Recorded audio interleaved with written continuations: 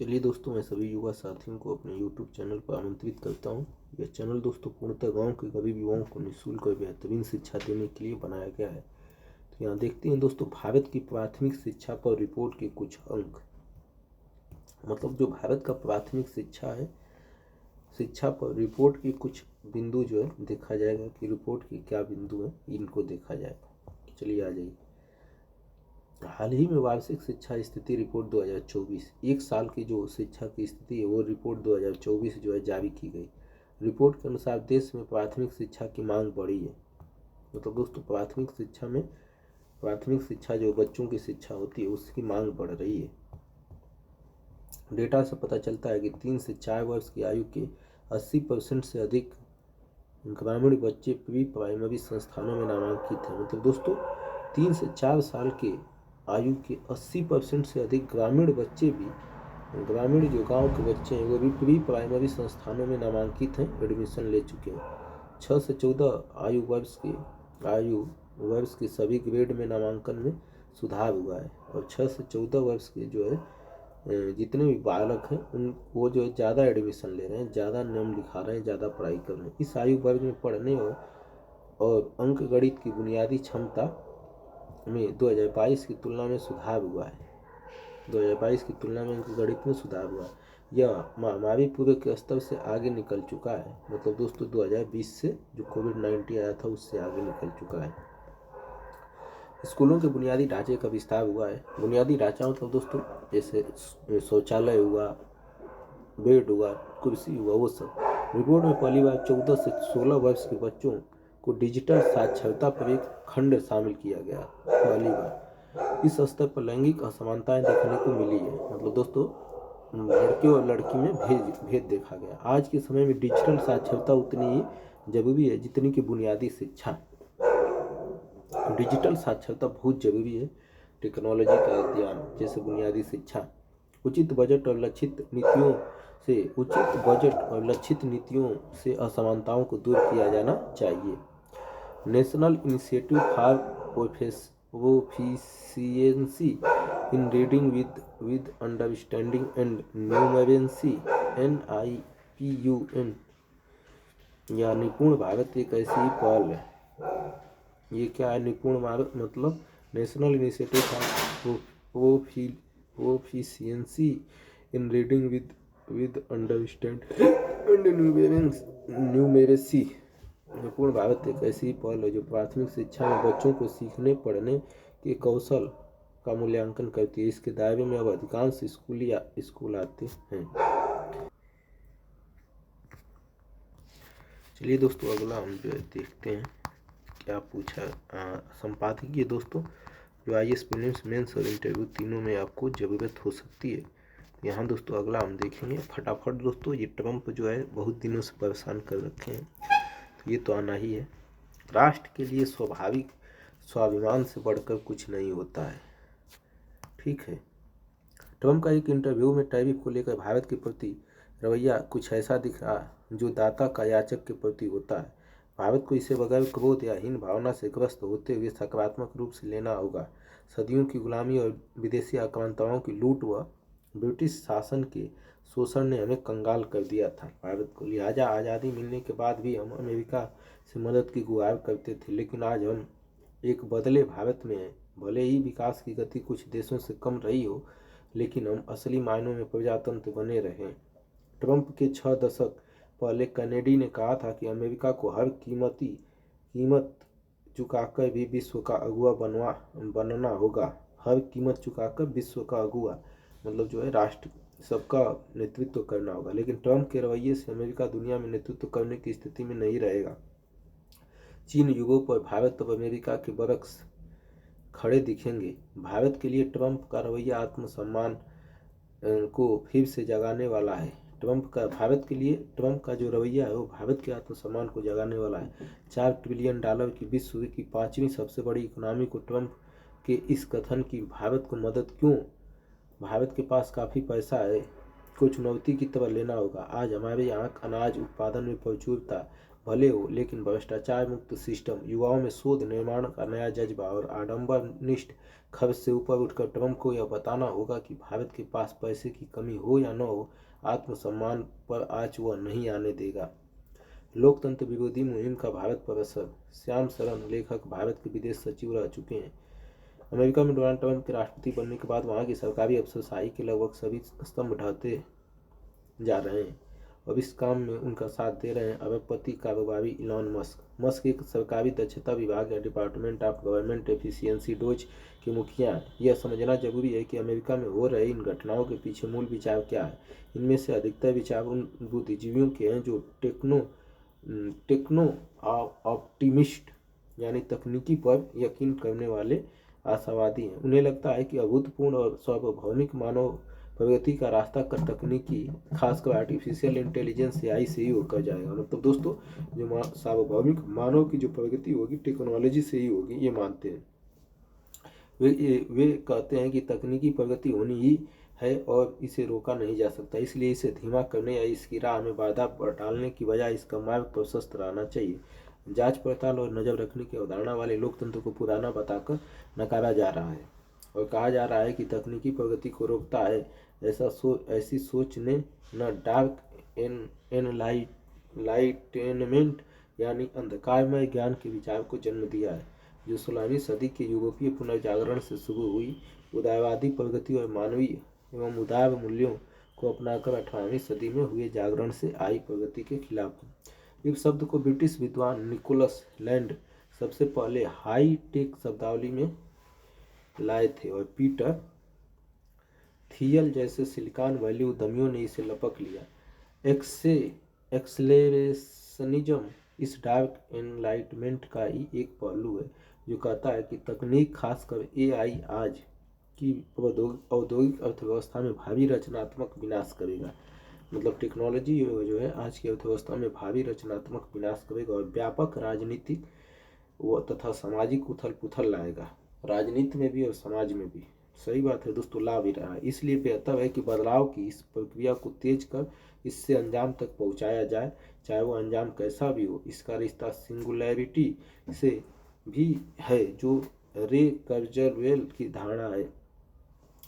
कर्जरवेल मानते हैं कि हम उस बिंदु की ओर बढ़ रहे हैं जहां AI मानव मेधा से आगे निकल जाएगा, टेक्नोलॉजी मानव से भी आगे निकल जाएगी और इसका अपरिमित विस्तार होता रहेगा और विस्तार भी जारी रहेगा। कर्जवेल उस स्थिति का स्वागत कर रहे हैं जो कई लोगों को भयावह और कष्टकारी भविष्य लग रहा है। समस्या यह है कि ट्रंप की नीतियों को प्रभावित कर रहे मस्क और सिलिकॉन वैली की कई शीर्ष हस्तियाँ इस टेक्नो ऑप्टिमिज्म के समर्थक हैं। टेक्नोलॉजी के बेशक इसके कट्टरतम स्वरूप का समर्थन नहीं करते हों कि यह जो है खतरनाक है।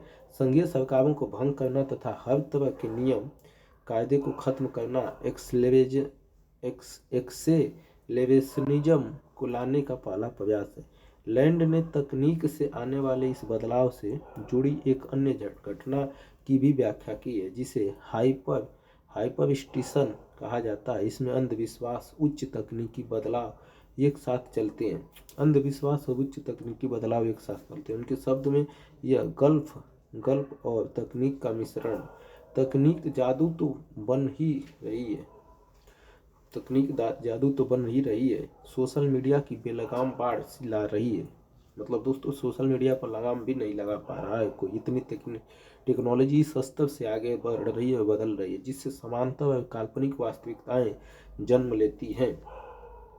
भारत में यह पहले ही दिख रहा है। तकनीक के मालिक अति अभिजात विचारों वाले हैं, धनी हैं और दोस्तों वो धनाढ़ वाला ही विचार सोचते हैं, मगर जनता को प्रभावित करने और औजार उनके ही हाथों में है। किनके पास? यही अभिजात वर्ग के पास, जो टेक्नोलॉजी के मालिक हैं, जो राजनीतिक वर्ग को भी आकर्षण लगने लगे हैं। पॉलिटिशियन भी इन्हीं को पसंद कर रहे हैं, लेकिन जनमानस को वास्तव में नेता प्रभावित नहीं करते। जो जनमानस है उसे जो है नेता प्रभावित नहीं करते, बल्कि यह तकनीक अभिजात वर्ग, टेक्नोलॉजी जो है अभिजात वर्ग को करता है, अभिजात जो वर्ग है उसको करता है। कॉर्पोरेट लॉबी हमेशा राजनीति और सरकार को प्रभावित करती है। पूंजीपति जो है हमेशा जो है राजनीति और सरकार को प्रभावित करते हैं, जैसे एलन मस्क, पॉलिटिशियन। मतलब पूरे राजनीति को घुमा रहे हैं, करती रही है। किंतु अब वे सरकार चलाना चाहती हैं। पॉलिटिशियन मतलब पूंजीपति पूरी सरकार पर कब्जा करना चाह रहे हैं और चाहती है पूंजीपति कारपोरेट शक्ति समाज को, पूंजीपति जो है पूंजीपति किंतु ऐसा और चाहती हैं कि पूंजीपति कॉर्पोरेट शक्ति समाज को संगठित करने वाली ताकत बने। पूंजीपति जो है कॉर्पोरेट शक्ति समाज को संगठित करने वाली ताकत बने, मतलब पूंजीपति जो है शक्ति समाज को संगठित करने वाली ताकत बने। राजनेता उनके लिए जरिया भर हैं और राजनेता को भी उपयोग कर रहे हैं। यकीन नहीं हो तो ओवल ऑफिस में मस्क का वीडियो देखिए। ट्रम्प चुपचाप खड़े हैं, मस्क कैजुअली कपड़े पहने हैं और उनका बेटा देश के सबसे रसूल वाले दफ्तर में दौड़ भाग कर रहा है। इसके जरिए जो संदेश दिया जा रहा है वह स्पष्ट है किंतु परेशान करने वाला भी है। कॉर्पोरेट ताकत की बात सिलिकॉन वैली के पूर्व उद्यमी कर्टिस यारविन ने उठाई। वह कहते हैं कि सरकारें नाकाम हो चुकी हैं, सरकार कुछ नहीं कर पा रही है और लोकतांत्रिक सरकारें उनसे भी ज़्यादा नाकाम हो गई हैं। अब वे न तो सुशासन दे सकती है, अच्छा शासन, और न ही वृद्धि समृद्धि ला सकती है। उनकी पसंद ऐसी सरकार है जो किसी ताकतवर मुख्य कार्यकारी अधिकारी की अगुवाई वाली सफल कंपनी जैसी हो, जैसे एलन मस्क को बना दिया ट्रम्प ने पूरा मालिक ही। वो मुखिया उसे बिल्कुल अपनी मिल्कियत की तरह चलाए, मतलब देश को जो है अपना धन समझ के चलाए। वह आईफोन का उदाहरण देते हुए कहते हैं कि इसे एप्पल जैसी कंपनी ही बना सकती है जिसका नेतृत्व अपनी मर्जी से चलता है। या अतीत में अमेरिकी अंतरिक्ष एजेंसी नासा ने कुछ भी हासिल किया हो, आज मंगल और उससे भी आगे बस्तियां बनाने का ख्वाब मस्क की स्पेस एक्स ही पूरा कर सकती है। मतलब दोस्तों सरकारी संस्थाओं को एकदम गया गुजरा बता रहा है यह व्यक्ति, और वही भविष्य है। अमेरिका के उपराष्ट्रपति जेडी वांस सार्वजनिक रूप से कह चुके हैं कि वह यारविन के विचारों से प्रभावित हैं जिनमें अमेरिकी सत्ता प्रतिष्ठान में घर कर चुके हैं, तथा तक डीप स्टेट को उखाड़ने और भविष्य की तैयारी करने वाला विचार भी शामिल है। DEI यानी डाइवर्सिटी विविधता, इक्विटी समानता, समता और इंक्लूजन समावेशन की नीतियाँ निशाने पर हैं जो किसी भी बहुलवादी लोकतंत्र का अभिन्न अंग होती हैं। अमेरिका में इन्हें त्यागा ही नहीं जा रहा है,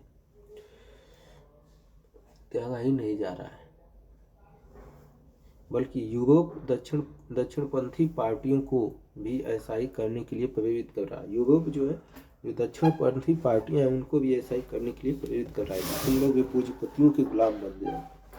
अब जन्म विरोधी आने जाने की विरोधी नीतियों से यह एकदम स्पष्ट होता है। इसलिए विभिन्न श्रेणियों में काम करने के लिए अपने लोगों को विदेश भेजने का भारत का प्रयास इससे बाधित होगा।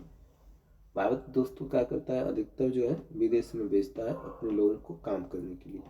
यह सोचना गलत होगा कि पहले चरण में कारगर रहे उपाय को फिर आजमाया जा सकता है। अमेरिकी राज्य की जिस संस्थागत इमारत को अमेरिकी संविधान में मान्यता मिली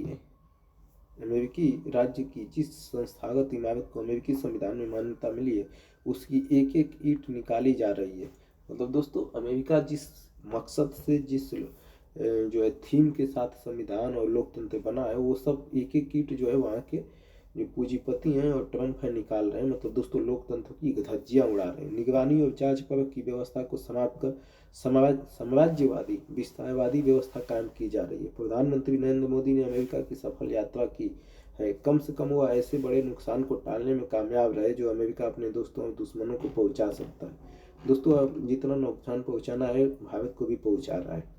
व्हाइट हाउस में जो शानो शौकत बड़ा दिखावा किया गया, उससे पहले और बाद में भारतीय नौकरियों अवैध प्रवासियों के साथ शर्मनाक बर्ताव किया गया है और उन्हें अपमानजनक परिस्थितियों में वापस भारत भेजा गया है। स्वयंभू तानाशाह ट्रम्प, अब इनको ट्रम्प को ही तानाशाह कर रहा है। रूस के नेता व्लादिमीर पुतिन और चीन के शी जिनपिंग के करीबी की बात करते हैं और मानते हैं कि वे उन दोनों से सौदेबाजी कर सकते हैं।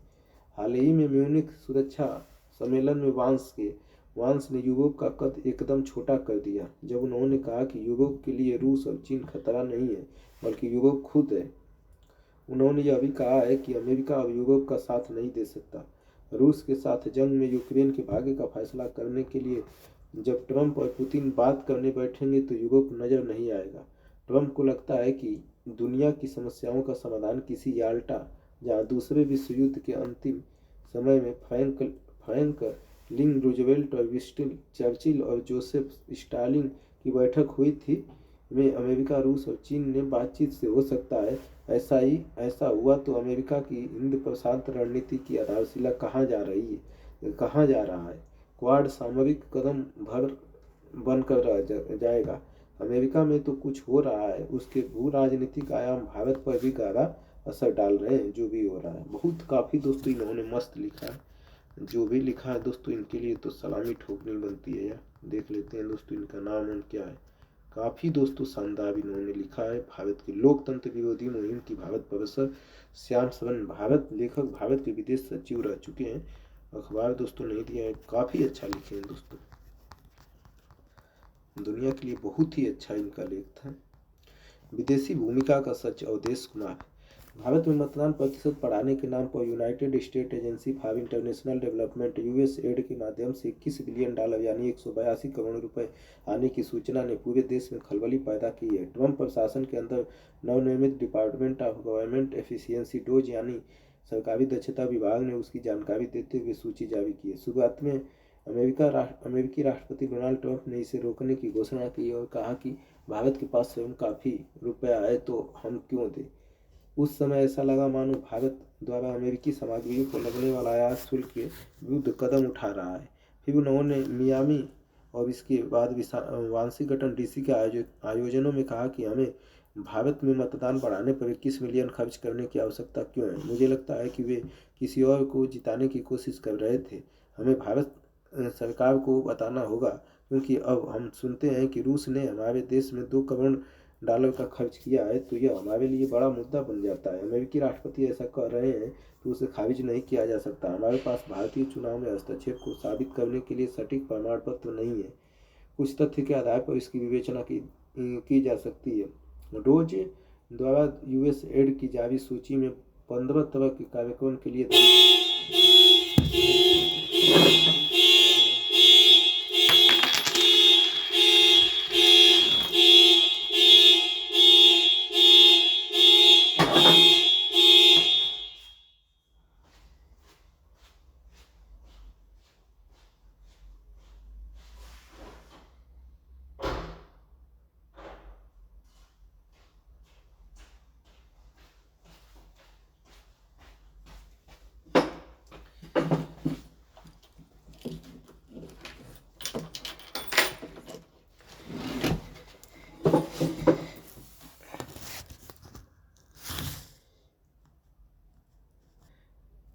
चलिए दोस्तों देखते हैं। कार्यक्रम के लिए धन देने की बात की है। इनमें एक दुनिया भर में चुनाव और राजनीतिक प्रक्रिया सुदृढ़ीकरण के लिए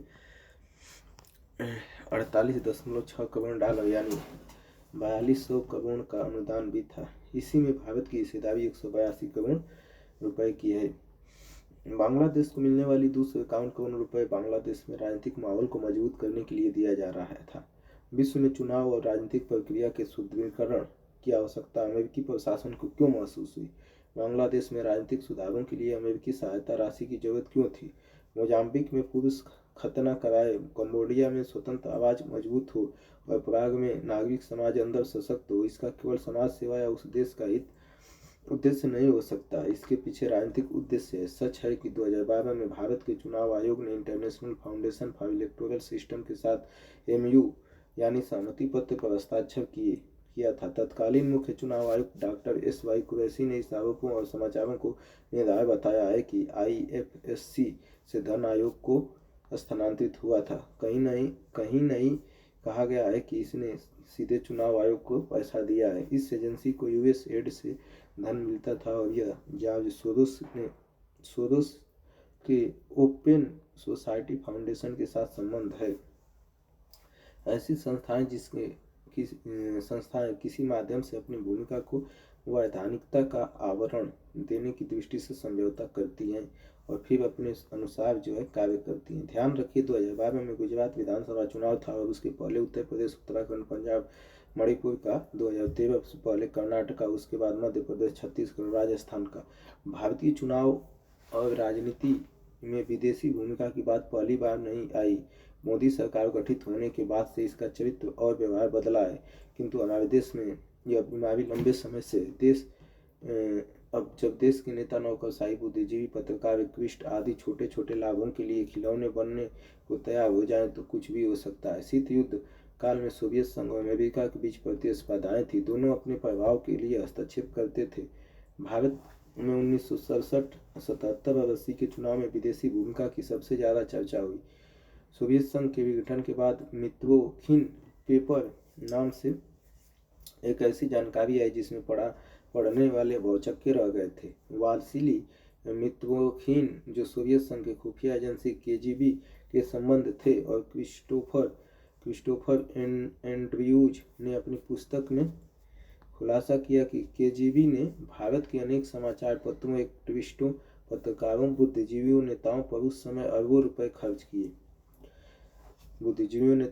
और भारत में अमेरिका के राजदूत रह चुके डेनियल मोयनिहान ने अपनी पुस्तक ए डाइजरस प्लेस में लिखा है कि भारत में कम्युनिस्टों के विस्तार को रोकने के लिए अमेरिका ने भारतीय नेताओं को धन दिए। 2014 में प्रधानमंत्री मोदी की सत्ता में आने के बाद से अनेक ऐसी घटनाएं हुई जिनमें संदेह बढ़ा। 2019 में दोबारा उनकी सत्ता में लौटने के बाद अलग तरह के स्वरूपों को आंदोलन हुआ। इनमें नागरिकता संशोधन कानून विरुद्ध शाहीन बाग धरना और इसके बाद समर्थन देने के बाद दुनिया में सोशल मीडिया से लेकर अन्य अभियान तथा अंतर्राष्ट्रीय संस्थाओं का सरकार के विरुद्ध सीधे बयान देना शामिल है। कृषि कानून के विरुद्ध हुए आंदोलन में भी हमने देखा कि देश के बाहर से टूल किट बनाकर अभियान चलाए जा रहे थे। इस तरह के आंदोलन भारत ने कभी नहीं देखे जिसमें अप्रत्यक्ष हिंसा नहीं हो पर उग्रता और घटता। ऐसी मुख्य सड़क पर धरना दो, आवश्यकता अनुसार निर्माण भी कर लो और बैठे रहो, किसी सूरत में हटो नहीं। विदेशी हस्तक्षेप की बातें भारत के अलावा दूसरे देशों और नेताओं द्वारा भी कही जा रही है। विश्व के अनेक देशों और चुनावी प्रक्रियाओं को प्रभावित करने में विदेशी शक्तियों और संस्थाओं की भूमिका सामने आती है। माइक्रोसॉफ्ट ने डीप फेक और एआई के माध्यम से भारतीय चुनाव को प्रभावित करने की कोशिश पर चेतावनी दिया था। भारत पर विस्तृत अध्ययन नहीं आया है, किंतु 2019 के चुनाव में ज़्यादातर देशों ने स्वीकार किया है कि झूठ और अफवाह फैलाकर चुनाव को प्रभावित करने की कोशिश की गई।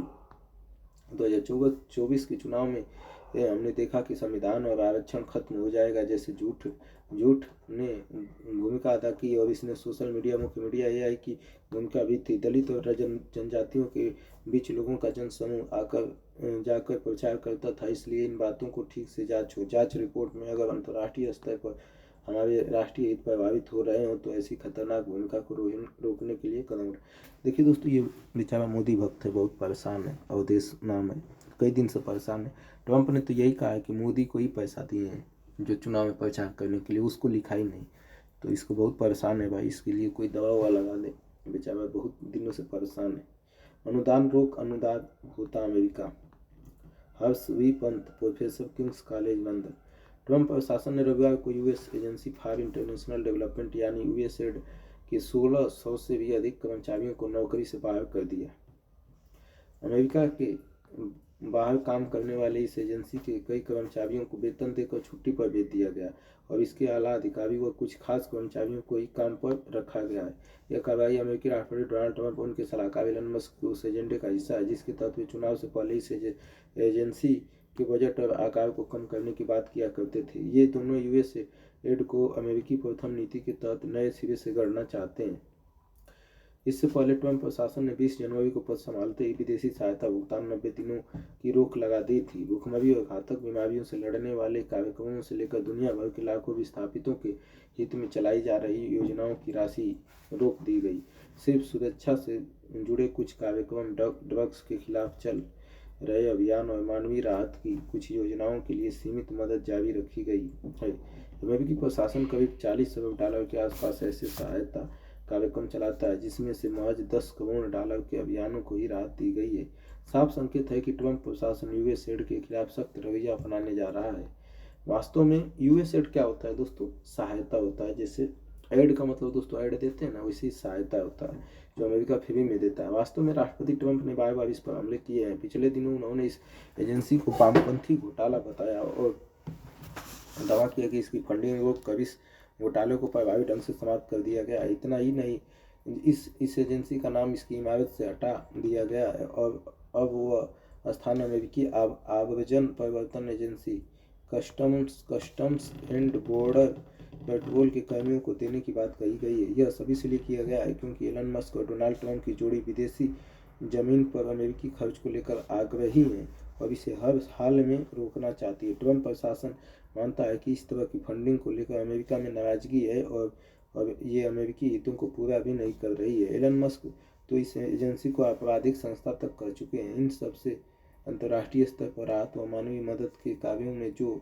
मदद मिल रही थी उससे बड़ा बदलाव आएगा क्योंकि अमेरिका इस मदद में सबसे ज़्यादा पूंजी मुहैया कराने वाला देश रहा है। अमेरिका मानव विकास के लिए वह काफ़ी काम करता रहा है। अमेरिका इन सबको एक झटके में ख़त्म कर देना खुद अमेरिका की छवि के लिए ठीक नहीं है। इससे यह धारणा बन सकती है कि अमेरिकी मदद भरोसेमंद नहीं रही क्योंकि कई देशों में अमेरिकी मदद के राहत एवं पुनर्वास के काम चल रहे हैं। जाहिर है उन सबके भविष्य पर एक सवालिया निशान लग गया है।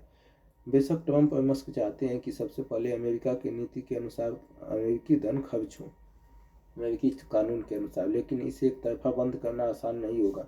उन्हें यह बताना होगा कि आखिर कैसे इस एजेंसी के तहत मिलने वाली मदद अमेरिकी हितों के खिलाफ रही है, अमेरिका को नुकसान करे। यूएस कांग्रेस संसद में इस बाबत प्रस्ताव लाना होगा जहां डेमोक्रेट के विरोध मुखर हो रह सकते हैं। इस एजेंसी का गठन 1961 में किया गया था और इसका प्राथमिक उद्देश्य मानवीय सहायता पहुंचाना ही था।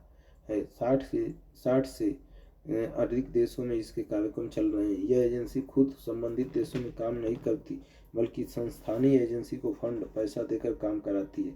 सवाल है कि भारत जैसे देश इससे कितने प्रभावित होंगे।